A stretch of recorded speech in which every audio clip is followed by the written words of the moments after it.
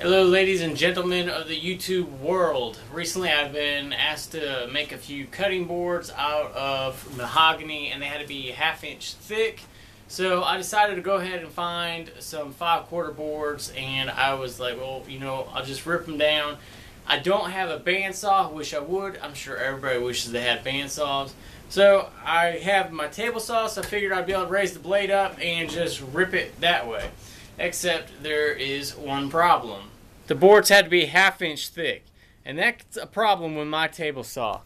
If you can see right here, I've got the plate right here, and there's a pretty decent gap on both sides. I believe it's about a 1/4 inch gap on both sides with a 1/8 inch blade, which obviously equals over to 1/2 inch. And if you tried to cut something down, it would just slip right in and kind of bind up the saw blade, and that's never a good thing. The skill saw has a very crappy system with their plate, because once you take the plate out, it's got these little tabs right here. And it's very hard trying to get a zero clearance plate to kind of go around all these little pieces of the tabletop. I've tried to do it before, and it's only like 1/8 of an inch right here, and the stuff just doesn't want to hold up very well. It kind of breaks apart. I ended up coming up with a makeshift zero clearance plate to kind of go over the tabletop.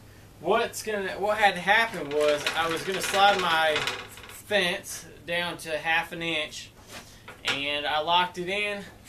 And with the skill saw, you always gotta check it on both the front and the back, and then you gotta go recheck it and make sure when you accidentally bumped it, you didn't throw it off. And I have this 1/4 inch MDF right here. Now, what I did with this is I went ahead and, well, the blade was down, I went ahead and butted it up against the fence, and I just took 2 clamps and I just clamped it down on the front and the back side. So now that you've gotten your blade, you turn it on, ran it up through the MDF, and you're ready to rip down your board. And I just took the material, turned on the table saw, and it was like up and over. And I ended up doing that, and then just taking it and rotating it right around like that, sending it back over the table saw. Once again, it makes the noise of going up and over.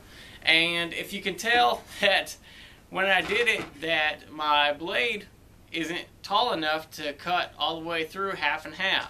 So I ended up having to go take it over and clamping it up and just finishing it off with the hand saw. So after all that work and everything, now I've gotten 6 nice pieces of mahogany that are going to be used for little bread boards. And the purpose of the video, I guess, was pretty much to show you that no matter what kind of equipment you have, there's ways to get around it. And I didn't know how I was going to be able to rip these down, but I came up with a quick solution. And it's a safe one. Nothing is loose on there. The board's clamped down. Obviously wear your glasses, whatever you got. If you want to wear a respirator, wear one of those. But, don't limit yourself to the equipment. Try to figure something out and work around what you have.